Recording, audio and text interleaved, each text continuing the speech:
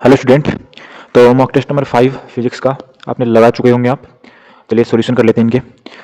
पहला क्वेश्चन है, pressure of an ideal gas is increased by keeping temperature constant, यानी तापमान को स्थिर रखने के साथ एक आदर्श गैस का दबाव बढ़ जाता है। सो आपको बतानी है कि जो उनकी काइनेटिक एनर्जी और मॉलिक्यूल्स की यानी अणुओं की गतिज ऊर्जा है उस पर क्या इफेक्ट पड़ेगा।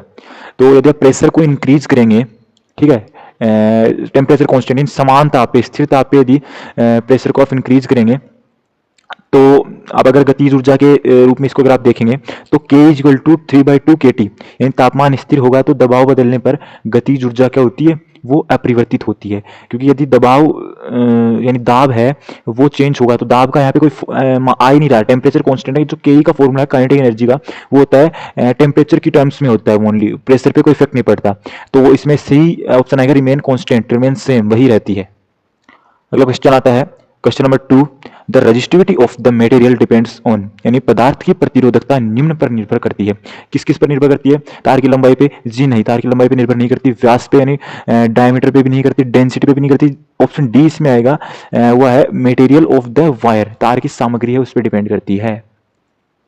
थर्ड क्वेश्चन आता है, Kepler's third law of motion states that the time period T of the planet around the sun is directly proportional to, यानी केपलर की गति के तीसरे नियम में कहा गया कि सूर्य के चारों ओर ग्रह का समय अवधि टी सीधे अनुपातिक होता है। किसके अनुपातिक होती है? अल्फा की पावर 3/2, याद ही करना होगा तो आपको, अल्फा की पावर 3/2। यहाँ पे अल्फा क्या है?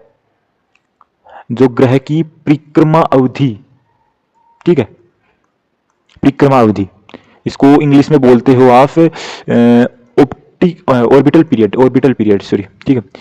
अगला क्वेश्चन आता है, the direction of the centripetal acceleration, यानी अभिकेंद्रीय त्वरण, ठीक है, with respect of the two the velocity in a uniform circular motion, एक समान वृत्तीय गति में वृत्त के सापेक्ष अभिकेंद्रित त्वरण की दिशा क्या है? ये हमेशा 90 डिग्री होती है, फिर 270 डिग्री मान लीजिए। इसमें क्या होता है, एक समान वृत्तीय गति में अभिकेंद्रित त्वरण हमेशा वृत्त की केंद्र की ओर होता है और वेग की जो गति है वो स्पर्शरेखीय होती है। तो वेग और यानी जैसे मान लीजिए एक ये कोई सर्कुलर ये हो गया, इसमें जो अभिकेंद्र ये अंदर की साइड होता है और जो पॉइंट है, जो कण है, जो वेग है उसका पार्टिकल का, वो इस साइड होता है, तो 90 डिग्री होता है, टेंजेंट होती है वो। Modulus of rigidity of ideal liquids is, आदर्श तरल पदार्थों की पदार्थों की कठोरता का मापांक होता है, ये हमेशा 0 होता है। यानी आदर्श तरल होते हैं ना, वो शियर स्ट्रेस होते हैं, यानी जो शियर तनाव होता है ना उसका विरोध नहीं करते हैं, इनमें कठोरता नहीं होती है। अगला क्वेश्चन आता है, what is the minimum number of the forces acting on the object in a plane, यानी एक जो विमान होता है, एरोप्लेन होती है, उसमें कितने न्यूनतम बल की संख्या होती है जो शून्य परिणामी बल उत्पन्न कर सकते हैं? तो टोटल इसमें आएंगे 3 बल, क्योंकि 2 बल इसमें कभी भी 0 रिजल्ट नहीं दे सकते। 3 बल आएंगे तो एक बंद त्रिभुज यानी एक ट्रायंगल बनाता है, क्लोज ट्रायंगल, जो 0 रेजिस्टेंस 0 आपका फोर्स देता है, जो नेट फोर्स है वो।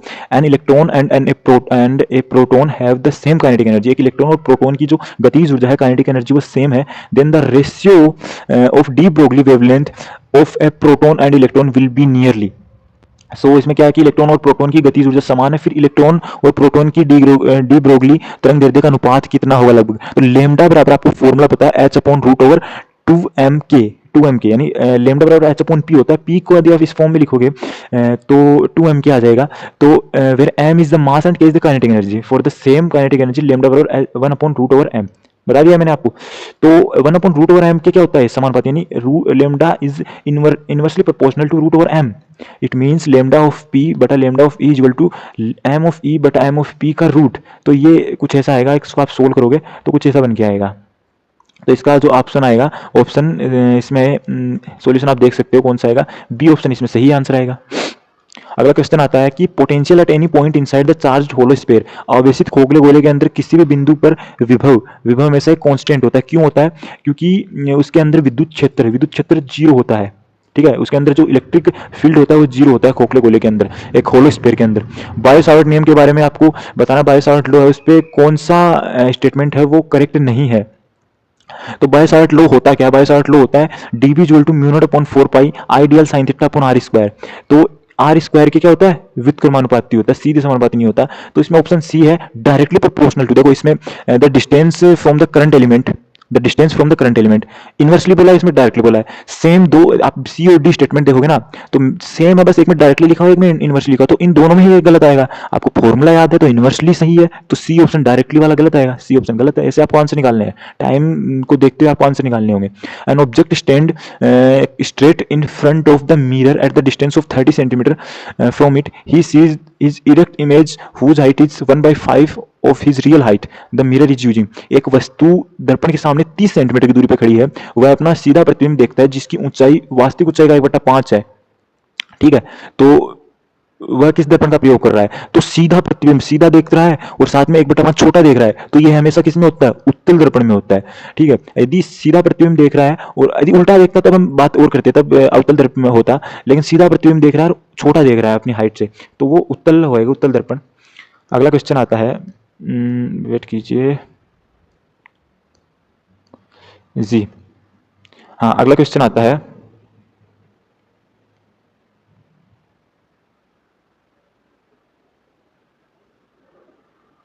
जी जी अगला क्वेश्चन आता है जी, the magnetic force of force experienced by moving a charge particle in a magnetic field. तो चुंबकीय क्षेत्र में गतिमान आवेशित कण द्वारा अनुभव किया जाने वाला चुंबकीय बल किस पे निर्भर करता है, तो एफ होता है Q V B sine theta. एक मैग्नेटिक फोर्स होता है मूविंग चार्ज के द्वारा, जिसमें क्यू होता है चार्ज, वी होता है वेलोसिटी, बी होता है मैग्नेटिक फील्ड स्ट्रेंथ। तो ये किन किन पर निर्भर करता है, ये इन चीज़ों पर निर्भर करता है। तो क्यू इसमें ऑप्शन है, क्यू आ गया आवेश, चार्ज का पार्टिकल का आवेश आ गया, वेलोसिटी आ गई और मैग्नेटिक फील्ड, तीनों चीज़ें आ गई इसमें, तो तीनों ऑप्शन है, डी ऑप्शन इसमें करेक्ट आंसर आएगा। अगला क्वेश्चन आता है, बहुत इजी क्वेश्चन है, two capacitor with capacitance C and N C connected in parallel, find the equivalent capacitance. यानी दो संधारित्र जिनकी धारिता सी और एन सी है समांतर क्रम में जोड़े जाते हैं, तो समतुल्य धारिता ज्ञात कीजिए। तो इसमें उल्टा होता है, जो रेजिस्टेंस का इसमें उल्टा होता है, तो सी यदि आप समांतर क्रम में होता है तो डायरेक्टली जुड़ जाते हैं, और यदि श्रेणी क्रम में होता है तो 1/c equivalent equal to 1/c plus 1/n C आता। तो इसमें c into 1+n option B, I think A option correct हो जाएगा। अगला क्वेश्चन आता है, श्यानता का सही एसआई मात्रक चुनिए। तो श्यानता क्या होती है, इट्टा बोलते हैं इसको, ए इट्टा इक्वल टू F/A/dV/dx। ठीक है, तो इसका जो सही मात्रक आएगा वो आएगा न्यूटन पर सेकंड पर मीटर स्क्वायर। ठीक है, न्यूटन सेकंड पर मीटर स्क्वायर। ऑप्शन सी, एक झूलते हुए लोलक का अधिकतम त्वरण कहाँ होता है, यानी swinging pendulum has its maximum acceleration at which point, bottom of the swing, यानी जो एक्सट्रीम पॉइंट है उन पे होता है, एवरी पॉइंट पे, या फिर किसी विशेष स्थिति पे नहीं, आप बता नहीं सकते। तो इसमें जो छोर होता है, यानी बी ऑप्शन इसमें करेक्ट आएगा, जो झूले का एक्सट्रीम पॉइंट है उस पर एक्सेलरेशन मैक्सिमम होता है। The wavelength range of microwave is, microwave की तरंग दैर्ध्य सीमा क्या है, तो माइक्रोवेव की जो तरंग दैर्ध्य सीमा है वो 1 mm से 0.1 मीटर तक है। ऑप्शन ए इसमें करेक्ट आएगा, याद रख लीजिए, क्वेश्चन बहुत ही इजी है, अच्छा क्वेश्चन है, याद कर लो तो आ जाएगा, सही हो जाएगा आपका एग्जाम में। क्वेश्चन नंबर 16 की बात की जाए तो when a body is taken from the equator to the poles its weight, जब किसी वस्तु को भूमध्य रेखा से ध्रुव तक ले जाया जाता है तो उसका वजन स्थिर रहता है, बढ़ता है, घटता है, एन ध्रुव पर बढ़ता है और एस ध्रुव पर घटता है। तो ये भी आपको बताना, आपको याद रहना चाहिए, या फिर एक तरह से आपको इसका कंसेप्ट क्लियर होना चाहिए कि ध्रुवों पर पृथ्वी के घूर्णन का उत्पन्न केंद्रीय जो अपकेंद्रीय बल होता है, सेंट्रीफ्यूगल फोर्स होता है, वो भूमध्य रेखा की तुलना में कम होता है, इसलिए आप भूमध्य रेखा से ध्रुवों की तरफ बढ़ते हैं तो प्रभावी वजन बढ़ता है। ठीक है, तो भूमध्य रेखा से ध्रुव तक जाया जाता है तो बढ़ता है।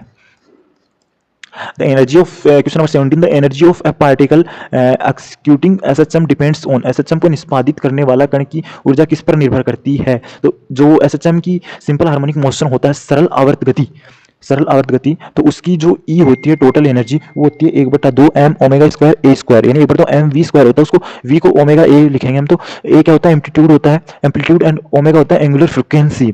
तो किस किस पर निर्भर करती है, वो आपकी ए और यानी आयाम और आवृत्ति पर करती है। तो इसमें ऑप्शन डी इसमें आई थिंक करेक्ट आ जाएगा, 1/2 m omega square A square इस फॉर्मूले से। EMF of a cell depends on, cell का ईएमएफ किस पे डिपेंड करता है, तो सेल का ईएमएफ होता है वो डिस्टेंस बिटवीन प्लेट्स, दोनों प्लेट्सों के बीच की दूरी, और इलेक्ट्रोलाइट में डूबी प्लेटों का क्षेत्रफल, जो area of plates immersed in electrolytes, जी हाँ, कोशिकाओं में प्रयुक्त इलेक्ट्रोलाइट का तापमान, temperature of electrolyte used in cell, तो ऑप्शन डी इसमें करेक्ट आ जाएगा। याद कर लीजिए बच्चों, इन क्वेश्चन को आएंगे क्वेश्चन एग्जाम में आपके same. The fraction of a ball floating inside the liquid depends upon, तरल के अंदर तैरती गेंद का अंश किस पर निर्भर करता है? डेंसिटी ऑफ द बॉल, यानी गेंद का घनत्व है। डेंसिटी ऑफ द लिक्विड, तरल का घनत्व। मास ऑफ द बॉल, गेंद का द्रव्यमान। ए और बी दोनों। तो जो फ्रैक्शन सबमर्ज्ड होता है यानी डूबे हुए भाग का अनुपात होता है, वो वस्तु का घनत्व है, यानी डेंसिटी ऑफ ऑब्जेक्ट बटा डेंसिटी ऑफ लिक्विड के बराबर होता है। इट मीन्स इसमें किस पे डिपेंड करता है? वो दोनों पे डिपेंड करता है। जो यानी ऑप्शन ए और बी दोनों इसमें आएंगे। तो क्या ए और बी क्या लिखे गए हैं? ए और बी, बी बटा ए, हाँ, तो इसमें ऑप्शन डी इसमें करेक्ट आ जाएगा। Which of the following is not a part of ideal gas law equation, निम्नलिखित में से कौन सा आदर्श गैस कानून का समीकरण का हिस्सा नहीं है? Avogadro number, Boyle's law, Charles law, none of these. तो PV equal to NRT ideal gas का इक्वेशन होता है, और एक कॉम्बिनेशन होता है आपका Avogadro number, Avogadro law and Boyle's law and Charles law तीनों का। तो इसमें ए बी सी तीनों इसमें आएंगे। सो ये सभी इसका हिस्सा है। जी हाँ, सभी इसका हिस्सा है। क्वेश्चन नंबर 21 है द फिनोमिना ऑफ रेनबो। यह क्वेश्चन शायद इंद्रधनुष की घटना किन किन प्रक्रिया से बनती है? तो डिस्पर्सन यानी विचलन, रिफ्रैक्शन और रिफ्लेक्शन तीनों से बनती है। अच्छा, क्वेश्चन इसमें थोड़ा सा चेंज है, हाँ, तभी मैं सोच रहा हूँ ऐसा कैसे होगा। सिवाय इसके, यानी प्रॉपर्टीज ऑफ लाइट एक्सेप्ट तो तीन, डिस्पर्सन, रिफ्लेक्शन और रिफ्लेक्शन तीनों से बनता है इंद्रधनुष। पोलराइजेशन यानी ध्रुवीकरण से नहीं बनता। ऑप्शन डी आएगा। तो क्वेश्चन को भी देखो ध्यान से पढ़ना जरूरी है, वरना ये क्वेश्चन आप गलत कर बैठते।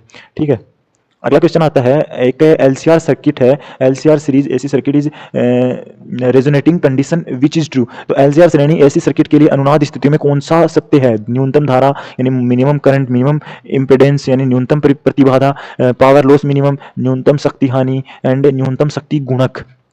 तो मिनिमम जो इम्पिडेंस होता है, न्यूनतम प्रतिबाधा, वो न्यूनतम होती है और धारा अधिकतम होती है एलसीआर सर्किट के लिए।